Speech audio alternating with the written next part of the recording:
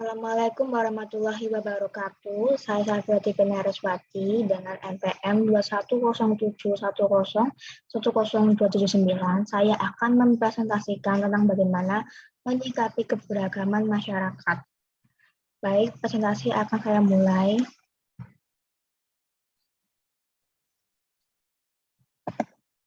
Yang pertama, keberagaman masyarakat di Indonesia. Keberagaman masyarakat di Indonesia adalah sebuah kondisi yang memiliki perbedaan dalam segala bidang masyarakat. Hal ini terjadi karena Indonesia merupakan sebuah negara kepulauan. Selain pulau Indonesia yang tersebar luas, Indonesia juga memiliki kekayaan suku, budaya, bahasa, ras, adat, dan agama. Keberagaman masyarakat juga terdapat di kitab suci Al-Quran, di surat Al-Hujurat ayat 13 yang berbunyi, "Wahai manusia, sungguh kami telah menciptakan kamu dari seorang laki-laki dan seorang perempuan. Kemudian kami jadikan kamu berbangsa-bangsa dan bersuku-suku, agar kamu saling mengenal. Sesungguhnya yang paling mulia di antara kamu di sisi Allah ialah seorang yang paling beriman dan bertakwa."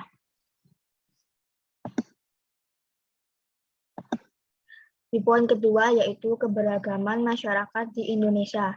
Keragaman merupakan suatu kondisi di dalam kehidupan bermasyarakat atau segala bentuk perbedaan seperti berikut ini. Perbedaan suku, budaya, bahasa, ras, agama, warna kulit, dan juga lain-lain. Seperti di Indonesia yang merupakan negara kepulauan yang sangat luas, tak terhitung berapa banyak keberagaman masyarakat yang beragam di negara ini. Namun, walaupun banyaknya ragam masyarakat di Indonesia, kita tetap satu, yaitu Bhinneka Tunggal Ika sebagai pedoman kita, dan satu juga Pancasila.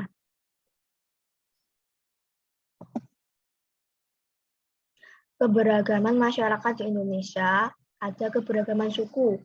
Indonesia memiliki kekayaan yang tak ternilai seperti suku. Keberagaman suku ini bisa menjadi sumber kekuatan serta berpeluang. Namun hal ini tentu dapat menjadi bom perselisihan serta juga konflik. Yang kedua, ada keberagaman bahasa.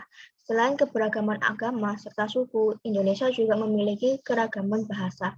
Biasanya, masyarakat bisa menggunakan banyak bahasa dalam berkomunikasi, seperti menggunakan bahasa daerah. Namun juga banyak masyarakat yang menggunakan satu bahasa, yaitu bahasa Indonesia.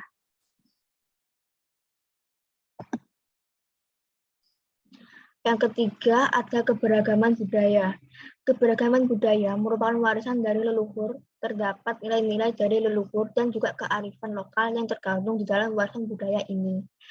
Ada juga keberagaman ras. Indonesia memiliki masyarakat yang terbagi ke dalam ras. Hal ini disebabkan oleh letak geografis Indonesia yang luas, serta merupakan negara kepulauan terbesar. Berikut ini ras yang ada di Indonesia, yaitu ras Malayan, Mongoloid yang ada di Sumatera, Jawa, Bali, Nusa Tenggara Barat, Kalimantan, dan juga Sulawesi.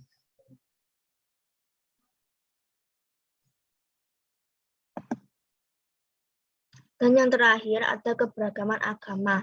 Pada kenyataannya, semua agama pasti menuntun kita kepada kebaikan, serta mengajak umatnya untuk saling menghormati antar perbedaan agama dan menjalin kebaikan serta saling tolong-menolong antara satu sama lain tanpa perbedaan serta menanamkan sikap toleransi.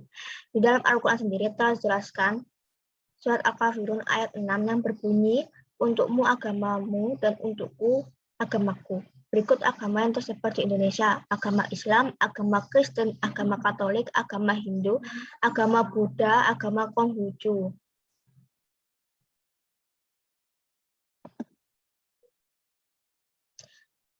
Lalu yang poin kedua, terciptanya keharmonisan di dalam keberagaman. Indonesia adalah negara dengan kepulauan yang sangat luas dan beragam.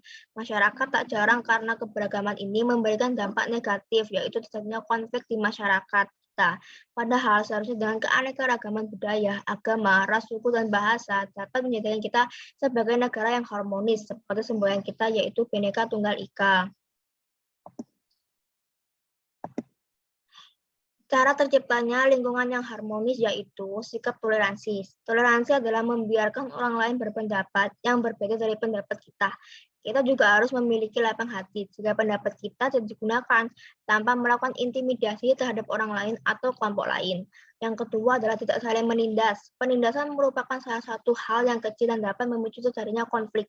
Sebagai masyarakat dan umat yang beragama, kita tidak harus melakukan hal seperti itu.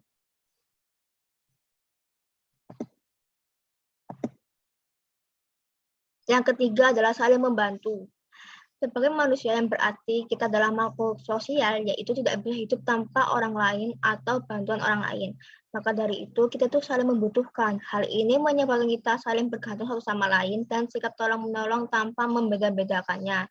Yang terakhir adalah saling menghormati. Saling menghormati setiap orang tentu memiliki hak untuk dihormati, termasuk kita sebagai masyarakat yang memiliki keberagaman. Jika tidak ada sikap saling menghormati, maka akan terjadi sebuah keributan.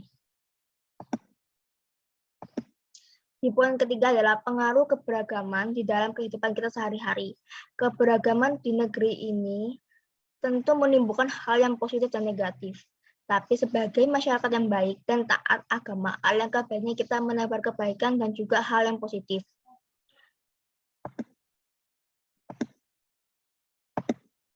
Berikut ini adalah hal positif tentang keberagaman masyarakat kita.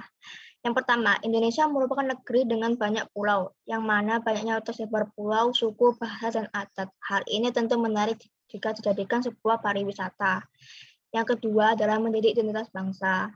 Yang ketiga, mempererat tali persaudaraan, karena keberagaman yang ada selain banyak hal positif juga tidak jarang terjadinya konflik di antara perbedaan hal ini bisa terjadi dan memiliki dampak yang serius, yang mana bisa memecah persaudaraan antara kita.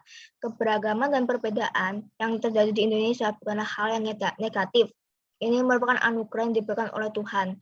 Tidak semua negara bisa memiliki banyak keberagaman. Oleh karena itu, sebagai umat dan masyarakat yang taat, marilah kita saling menghormati, gotong royong, dan menumbuhkan sikap toleransi dan tidak saling membeda-bedakan.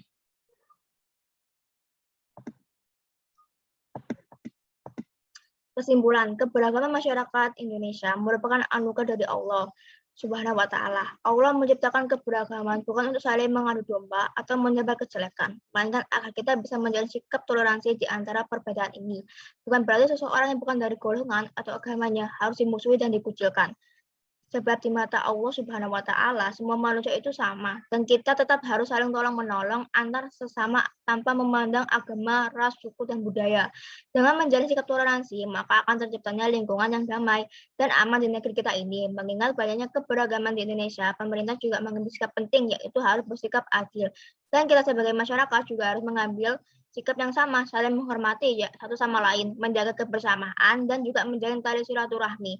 Tentu keberagaman adalah poin plus tersendiri bagi negara kita. Jika kita bisa menjalankannya dengan baik, dan jika tidak, maka bisa menjadi bom untuk kita semua sendiri.